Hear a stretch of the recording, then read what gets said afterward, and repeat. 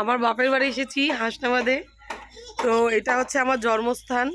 এখানে আমরা জন্ম হয়েছি আর বড়ও হয়েছি, কিন্তু বেশিরভাগ রাজারহাটে নিউ টাউনে হয়েছি। ওখানে আরেকটা বাড়ি আছে আমাদের।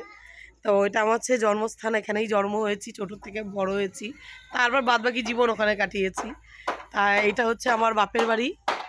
এই যে এই ঘরটা নতুন করেছে, এই ঘরটা ভেঙে গেছিলো জানো, এখানে বন্যা হয়ে বাড়ি ছিল মাটির উঁচু বাড়ি, তো ঘরটা ভেঙে গেছিলো। তাই ঘরটা ভাঙার পরে টিন দিয়ে ভাই কোনো রকম করেছে।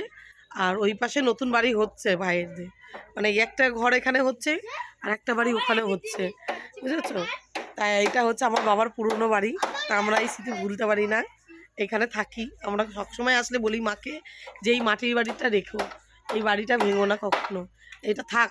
এটা আমরা আসবো, বোনের আসবো, ভাইয়ের আসবো, আর একটা ভাই বসে এটা থাকে। তা ওই ভাই আসবে যখন সব আমরা এই বাড়িতে থাকবো। আর বড় ভাইয়ের ঘর হচ্ছে পাকা বাড়ি, ওখানে থাকবো। ওইখানটায় আমাদের বড় ভাইয়ের ঘর হচ্ছে।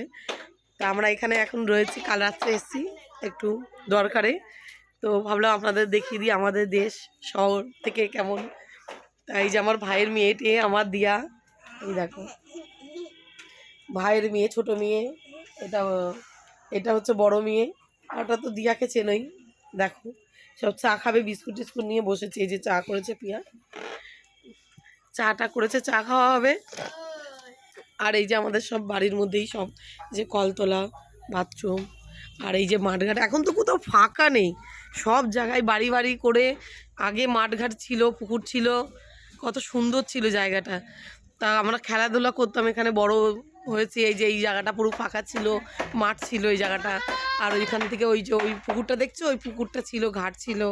এখানে স্নান করতাম, খেলতাম, রোদ পোতাম শীতকালে, খুব মজা করতাম। এখন তো আর সেই সব নেই, সব বাড়ি ঘরদোর করে মাটির বাড়ি ভেঙে পাকা বাড়ি করেছে। আর এই যে আমাদের আরেকটা বাড়ি হচ্ছে, দেখাচ্ছি। এটা হচ্ছে আমার কাকার বাড়ি। এই যে আমার মেজো কাকার বাড়ি, এটা ঘরদোর হচ্ছে, সব কাজ হচ্ছে ওদেরও।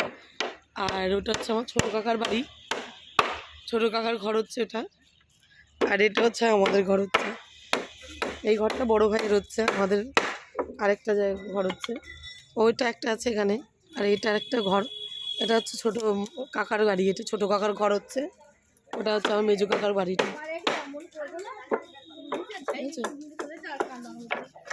এই যে এই যে আমাদের এক পিসি, এটা আমার ভাই। দেখতে পাচ্ছি না কিছু চোখে, প্রচণ্ড রোদ্দুর, দেখছো। এই যে ভাই বসে আছে, এই পেরেক পেরেক পেরেক। কেমন আমাদের দেশ বলো।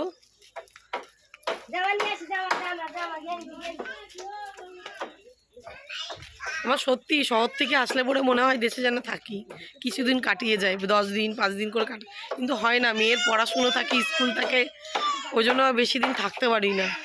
এই যে কাল এসছে, আজকে হয়তো বিকালে চলে যেতে হবে আমাকে বাড়িতে, বুঝেছো। তো এই যে সব ঘুরালাম, আপনাদের দেখালাম। আরও আছে ওইদিকে, যেখানে মাঠ ঘাট খেলে বড় হয়েছে আমরা, সেইগুলো আর দেখাতে পারছি না, পরে গিয়ে দেখাবো আপনাদের। তো এখন এইটুকু দেখে নাও। আর এইদেরকে অবস্থা দেখো,